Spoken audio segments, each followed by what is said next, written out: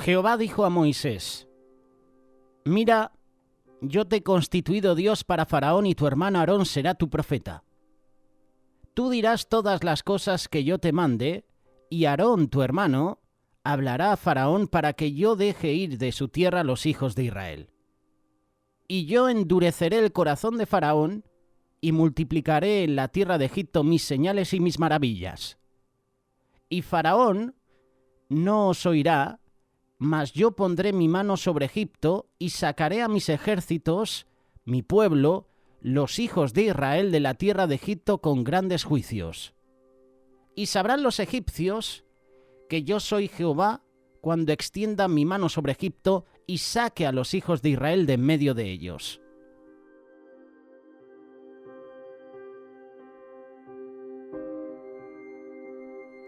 Moisés había tenido su primer encuentro con el faraón. Del punto de vista de los israelitas, esa primera junta, ese primer encuentro con el faraón, había sido un desastre. El faraón no temía a Dios y no tenía el más mínimo interés por el pueblo de Dios. De hecho, cuando Moisés le pide llevarse al pueblo al desierto para ofrecerles sacrificios al Señor, el faraón le responde acusando a los israelitas de flojos. ¿Qué hizo después Faraón? Hizo su trabajo más difícil todavía. Esto no solo aumenta el sufrimiento de los israelitas, sino que también hace que se pongan en contra de Moisés. Este gran libertador no ha hecho otra cosa que aumentar nuestros problemas. Moisés estaba decepcionado. Le parecía que Dios no había cumplido su promesa. En su frustración, él busca a Dios y Dios en su misericordia lo tranquiliza. En el Antiguo Testamento no se ha visto nada más dramático que esta gran prueba de voluntades entre Faraón y Moisés, entre el representante de Satanás y el representante de Dios. La batalla entre el Señor de Israel y los dioses de Egipto estaba al comenzar. Dios había preparado a sus hijos, a Moisés y a Aarón, y hasta al viejo Faraón para este encuentro. Hemos leído Éxodo capítulo 7, versículos del 1 al 7. Toma en cuenta, esta es otra traducción de estos versículos. Toma en cuenta, le dijo el Señor a Moisés, que te pongo por Dios ante el faraón. Tu hermano Aarón será tu profeta. Tu obligación es decir todo lo que yo te ordene que digas. Tu hermano Aarón, por su parte, le pedirá al faraón que deje salir de su país a los israelitas. Yo voy a endurecer el corazón del faraón y aunque haré muchas señales milagrosas y prodigios en Egipto, él no les hará caso. Entonces descargaré mi poder sobre Egipto con grandes actos de justicia y sacaré de allí a los escuadrones de mi pueblo, los israelitas. Versículo 5. Y cuando yo despliegue mi poder contra Egipto y saque de allí a los israelitas, sabrán los egipcios que yo soy el Señor. Moisés y Aarón cumplieron al pie de la letra las órdenes del Señor. Cuando hablaron con el faraón, Moisés tenía 80 años. Aarón tenía 83. Este pasaje comienza con la renovación de la comisión de Moisés. Moisés iría ante Faraón, pero Aarón sería el que iba a hablar. ¿Sería Moisés tímido para hablar? ¿Poco elocuente? ¿Tartamudo? ¿Tendría Moisés algún otro impedimento? Probablemente. Pienso que el problema de Moisés podía ser psicológico. Después de 40 años en el desierto, se debe de haber sentido inadecuado, hasta con miedo. Dios quería que Moisés entendiera claramente que sería Dios y no él el quien iba a librar a los hijos de Israel. No sabemos por qué Moisés no hablaba. No sabemos por qué Dios ordena que Aarón sea el que hable con Faraón. Sabemos que Moisés era falto de palabras. Aquí en España, a una persona que le falta palabra, a una persona que se traba al hablar, a una persona que no se expresa bien, se le llama gangoso. Algunos historiadores, algunos expertos dicen que Moisés era tartamudo. Yo he puesto el ejemplo de 40 años en el desierto porque si en esos 40 años no te relacionabas con otras personas, oye, perdías un poquito la práctica a la hora de hablar, ¿no? Es como ese deportista. Si toda su vida hace ejercicio, pero de repente llega un año en que no hace ejercicio, se deja, empieza a comer, empieza a perder la dieta que mantenía, esa persona engorda. Y luego cuando quiere retomar ese ejercicio no va a poder, le va a costar. Va a haber un dolor intenso. ¿Le podía pasar esto a Moisés? Estando solo, 40 años en el desierto. Pues a lo mejor la falta de práctica, la falta de hablar con otras personas, de relacionarse, hizo que se volviera tartamudo. A lo mejor era tímido, no lo sabemos. Pero Dios habla a través de Aarón. Aarón iba a ser la voz. Así que continuando con la historia, aquí tenemos a dos ancianos. Moisés tenía 80 años. 80 años. Los primeros 40 años de Moisés, ¿dónde fueron? En Egipto. Los otros 40, ¿dónde fueron? En el desierto. En el desierto de Madián. Antes de que Dios lo trajera de regreso a Egipto para liberar a su pueblo. Moisés pasó de estar en palacio, en la corte de Faraón, al desierto. Me recuerda a Jesús. Jesús en el cielo, en el trono, y dejó el trono para venir a la tierra, para servirnos. No vino para ser servido, sino que vino para servir. Dejó el trono, dejó el poder, dejó la autoridad y se hizo hombre. Y habitó entre nosotros.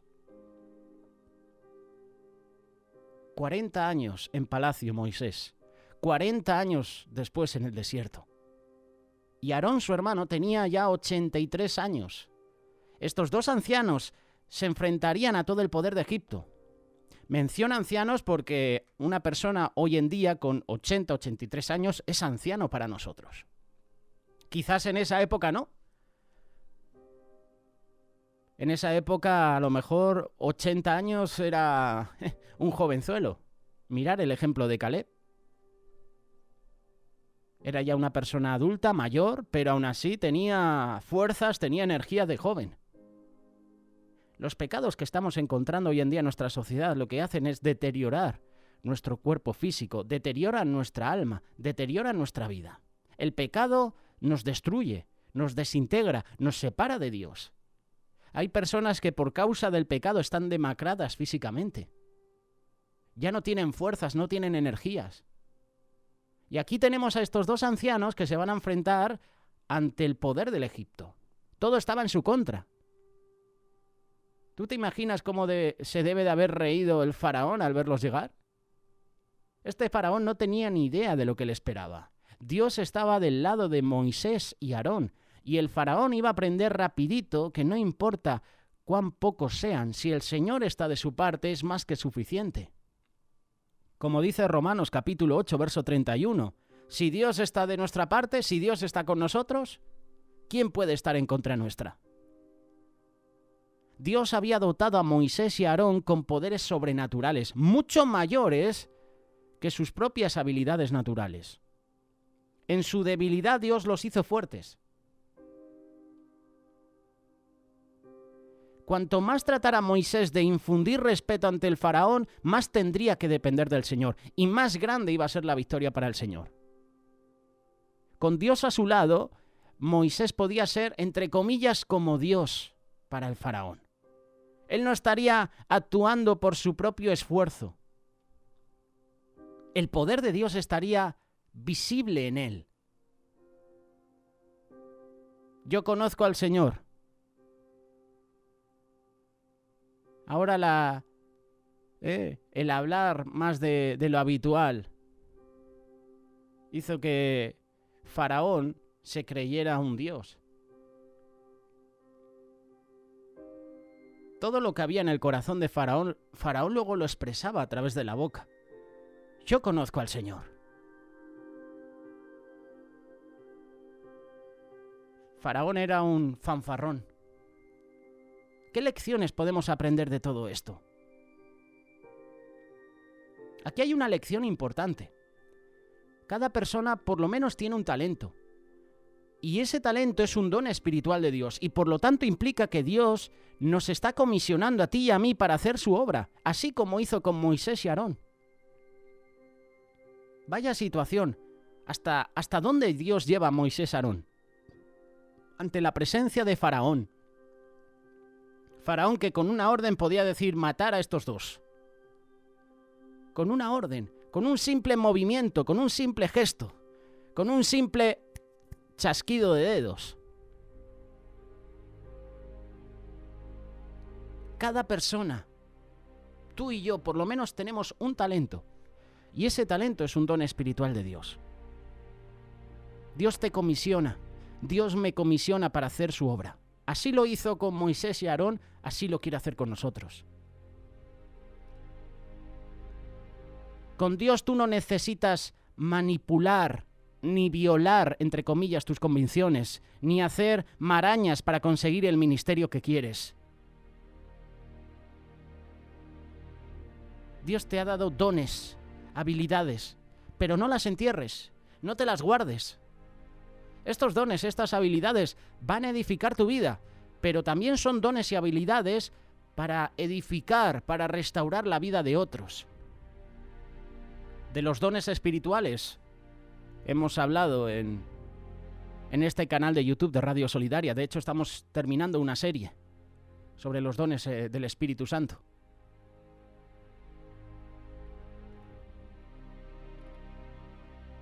Dios te ha dado dones.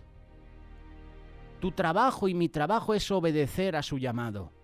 Desarrollar ese don sirviendo fielmente a los demás.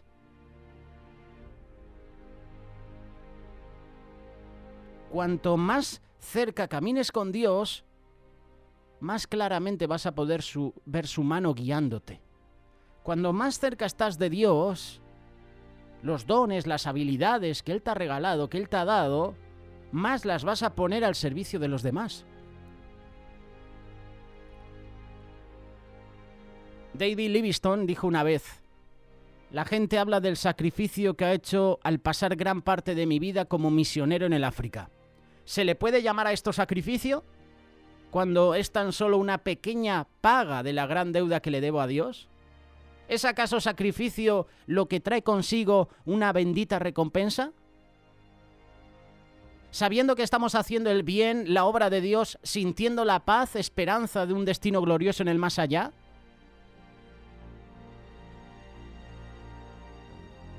Esto no es un sacrificio, esto es un privilegio.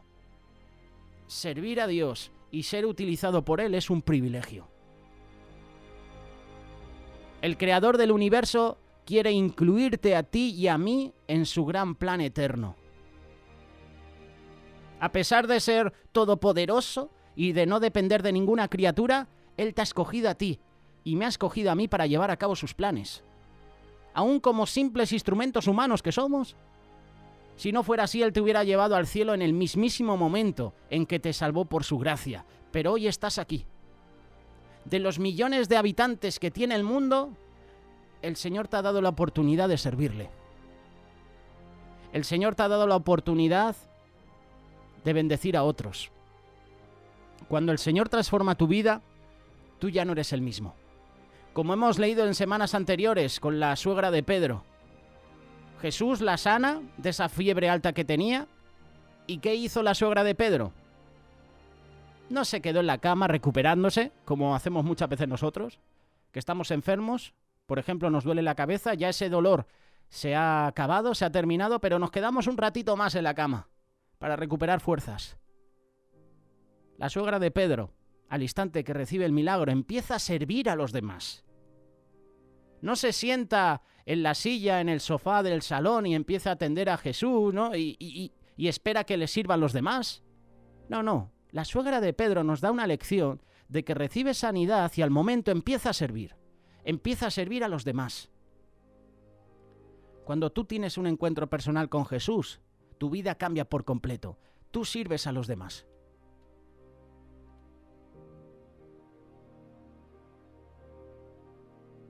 Dios está buscando hombres y mujeres ordinarias para hacer obras extraordinarias. Esta es una frase muy conocida, seguro que la has escuchado alguna vez. Escogió Dios lo vil, lo menospreciado, lo que nadie quería, lo roto, lo deteriorado, para avergonzar a lo sabio. Jesús mismo le dijo a sus discípulos, Juan capítulo 14, verso 12, ciertamente les aseguro que el que cree en mí, las obras que yo hago también él las hará, y aún las hará mayores porque yo vuelvo al Padre. Sí, tú y yo. Personas menospreciadas, personas abusadas, personas que hemos sido atacadas, personas por las que nadie daba un duro por nosotros. El Señor nos ha escogido para hacer obras extraordinarias.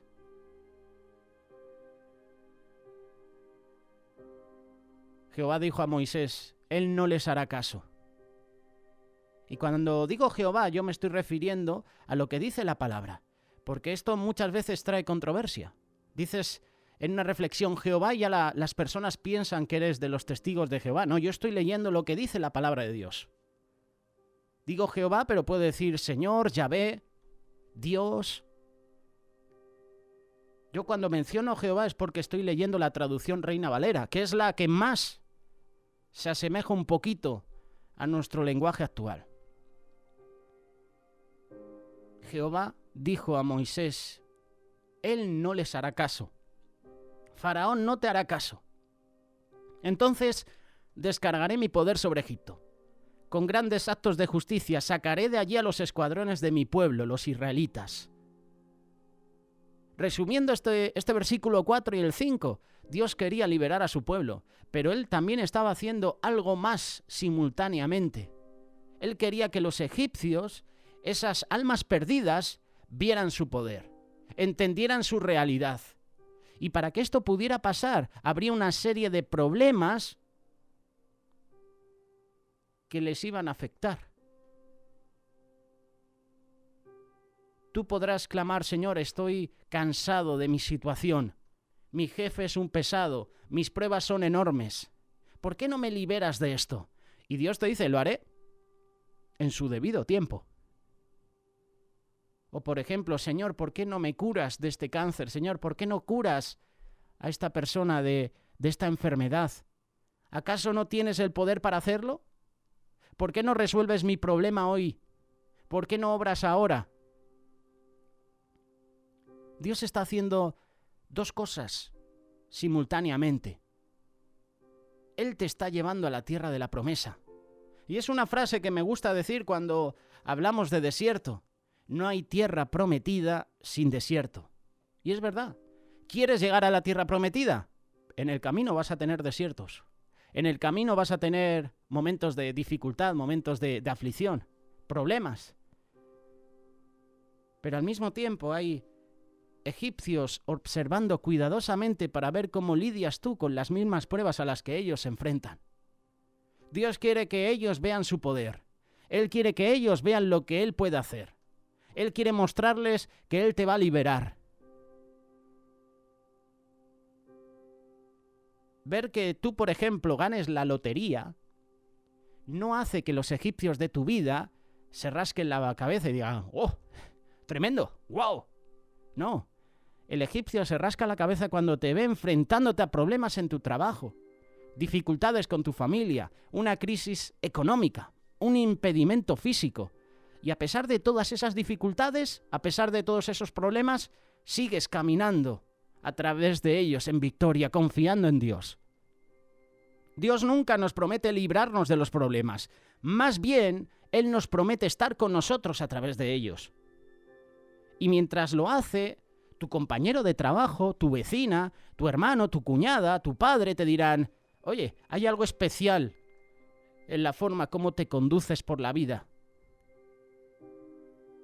Oye, ¿qué haces o qué tienes para que en medio de esta situación tú estés con una sonrisa? Yo recuerdo cuando salíamos a las calles a evangelizar. Ahora hay muchas restricciones, ahora si te ven con pancartas te pueden hasta poner una multa.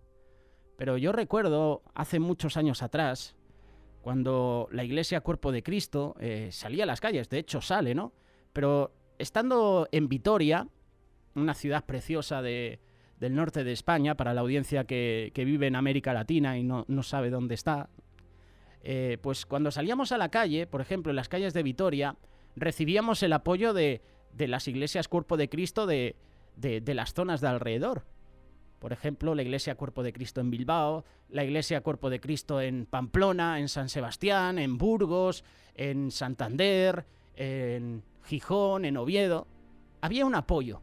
Y recuerdo esas pancartas gigantes que decían: Jesús es la solución a tus problemas. Jesús es la solución a tu problema.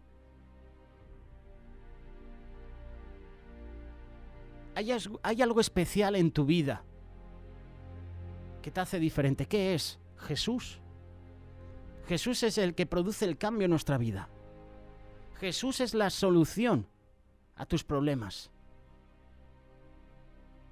Yo lo creo. Tú puedes decirles: esto es el poder, esto es la gracia, esto es la bondad de Dios. Cuando la gente te diga: oye, quiero lo que tú tienes. Oye, quiero sentir esa paz, esa felicidad. Cuando te diga esto una persona, tú di: esto lo produce Jesús. Esta es la misericordia, esta es la gracia de Dios sobre mi vida. Y después de que le hayas dicho esto, diles: y Él también te lo está ofreciendo a ti. Dios te quiere llevar a la tierra que fluye leche y miel, donde cada lágrima será enjugada, cada problema será resuelto. Hace unos días compartíamos una reflexión. En el cielo, cuando estemos con Jesús, ya no habrá corrupción, ya no habrá llanto, ya no habrá dolor, ya no habrá personas enfermas de cáncer, ya no habrá personas inválidas, ya no habrá personas con el corazón roto, ya no habrá personas abusadas, ya no habrá personas que han recibido maltrato. En el cielo ya no habrá personas con síndrome de Down, ya no habrá personas con diferentes enfermedades. En el cielo ya no habrá odio, ya no habrá tristeza.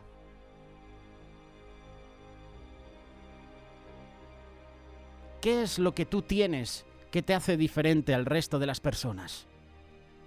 Jesús. Jesús es el cambio que tu vida y mi vida necesita. Dios te quiere llevar a la tierra que fluye leche y miel.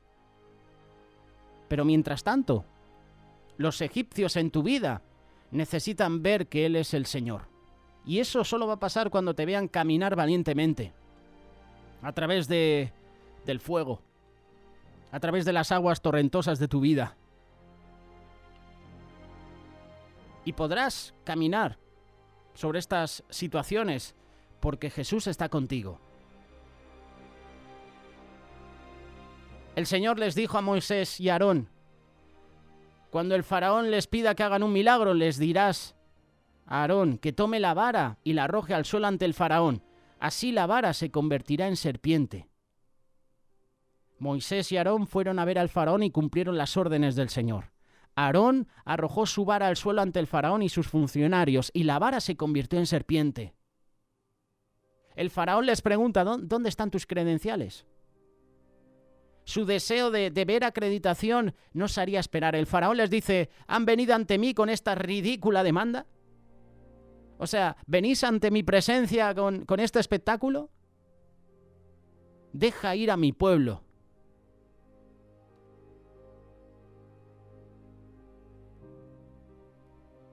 Dejen ir a mi pueblo. Enséñenme su autoridad. La vara de Aarón sería el símbolo de autoridad. En el antiguo mundo, la autenticidad de uno era muchas veces establecida mostrando alguna señal. Esto creo que le pasó creo que fue, no sé si fue Judá o Rubén, que tuvo un encuentro con una mujer, ¿no?, que se hizo pasar por prostituta. Y esa mujer le demandó, creo que fue Judá, le demandó: dame una señal. Muéstrame alguna señal. La vara era la insignia de esa señal. Aarón tira la vara en la presencia del faraón y ésta se convierte en una serpiente. Las serpientes eran temidas. De hecho, a mí no me gustan las serpientes. Ni las serpientes, ni las arañas. Las avispas tampoco me gustan, ni las abejas, pero no me asustan tanto como las arañas o como las serpientes. Pues resulta que en el antiguo Egipto las serpientes eran adoradas, las tenían como dioses. ¿Tú has visto películas de la civilización de Egipto? ¿Te has dado cuenta que siempre había serpientes de oro con a lo mejor en sus ojos incrustadas esmeraldas o piedras preciosas rojas? Siempre aparece la cobra, ¿no? Como símbolo, ¿no? de Faraón.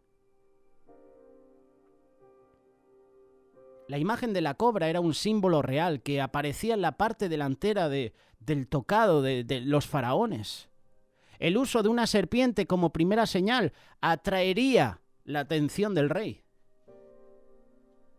Esto es curioso. El faraón llamó a los sabios, a los hechiceros, mediante sus artes secretas. También los magos egipcios hicieron lo mismo. Cada uno de ellos arrojó su vara al suelo y cada vara se convirtió en una serpiente. Pero aquí viene lo grandioso. La vara de Aarón se tragó las varas de ellos. Es decir, la serpiente de Aarón se comió a las otras serpientes.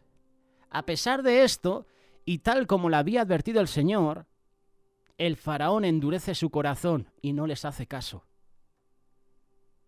El hecho que los magos perdieran sus varas de esta manera es evidencia de la superioridad del poder de Dios. La vara de Aarón se traga a la de ellos. Los milagros y las plagas serían el método que Dios iba a usar para juzgar a los dioses de Egipto. De esta manera prueba que esos dioses eran falsos, eran ineficaces. De esto hemos hablado en alguna ocasión. Las plagas que vinieron a Egipto eran ataques directamente a los dioses más importantes de Egipto. A todos los dioses. Cada plaga atacaba a un dios específico de los egipcios. Por ejemplo, el ejemplo más claro, Ra para ellos era el sol, era la luz, era como el día.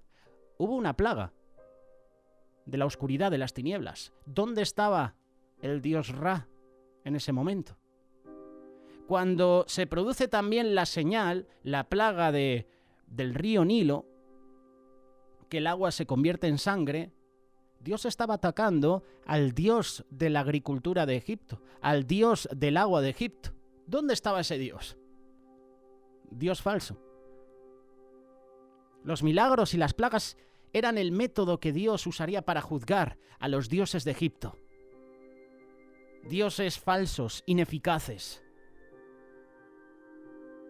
Según algunos historiadores, en Egipto se adoraban más de 80 dioses diferentes. Pero estos dioses no pudieron hacer nada. No hicieron nada para librar a la tierra y a la gente de los juicios del Señor. Los egipcios aprenderían que el Señor era el verdadero Dios viviente. Pero también el pueblo de Israel necesitaba aprender esta lección. Según Ezequiel, capítulo 20, algunos de los judíos habían comenzado a adorar a los dioses de Egipto. Se hicieron a la cultura de Egipto. Y cuando fueron liberados de Egipto, ellos se llevaron a sus dioses consigo. ¿De dónde crees que sacaron el material para hacer ese becerro de oro? Tenían posesiones.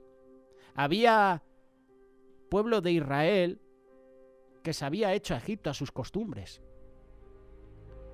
El pueblo de Israel sale de Egipto, pero Egipto no salió de su corazón.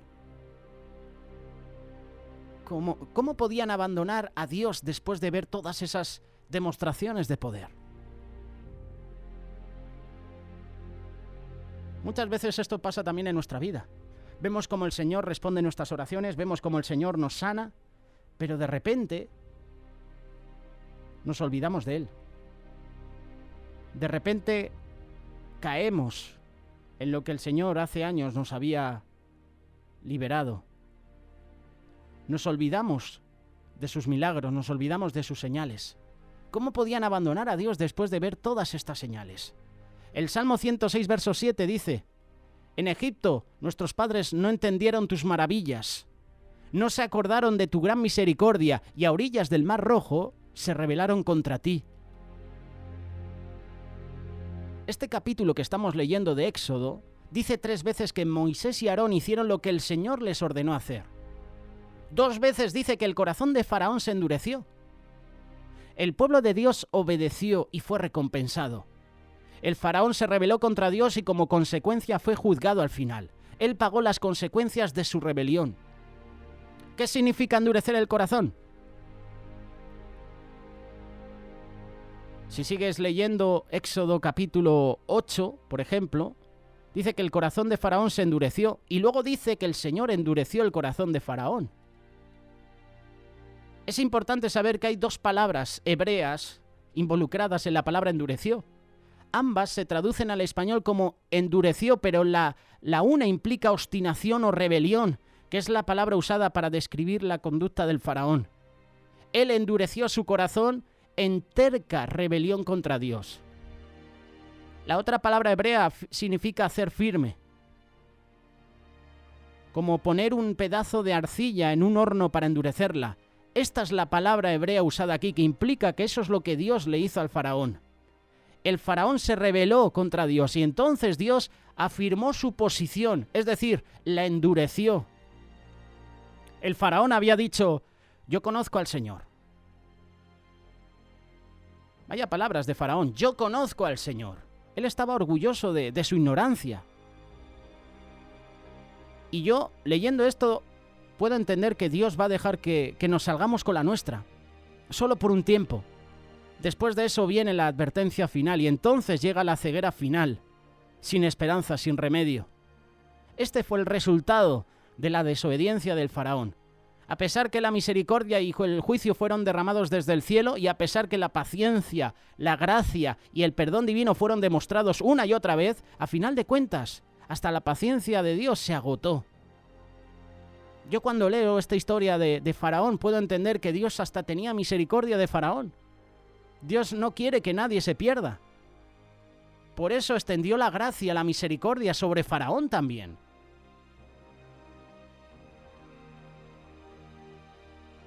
Pero Faraón la rechazó. Escogió rebelarse contra Dios.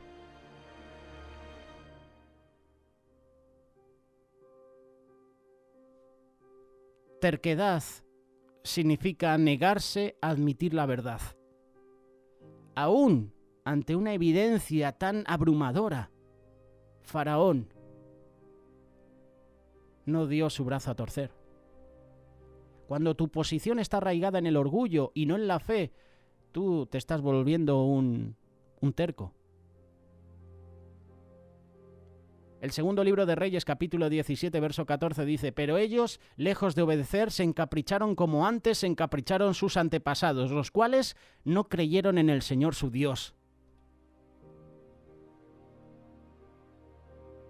¿Cuáles son las características de un corazón humilde? Un corazón humilde es lo opuesto a ser una persona testaruda. Es ser humilde, paciente, maduro, compasivo, con dominio propio, dependiendo siempre del Señor. El terco es orgulloso, se rebela. Dios puede quebrantar un corazón orgulloso. El Salmo 51, verso 7 dice: purifícame con hisopo y estaré limpio. Lávame y estaré más blanco que la nieve.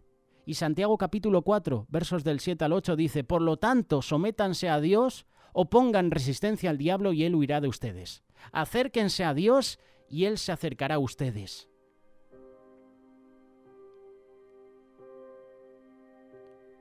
Por la terquedad de Faraón, las plagas serían necesarias.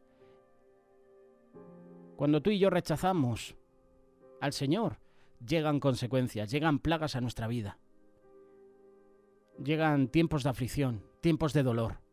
Y nos preguntamos: Señor, ¿por qué pasa esto? Señor, ¿por qué permites que pase esto a mi vida? La respuesta es porque nos hemos olvidado de Dios, nos hemos separado de Él. Hemos escogido nuestro propio camino. Hay dolor, hay sufrimiento hoy en día en el mundo porque la gente ha desechado a Dios.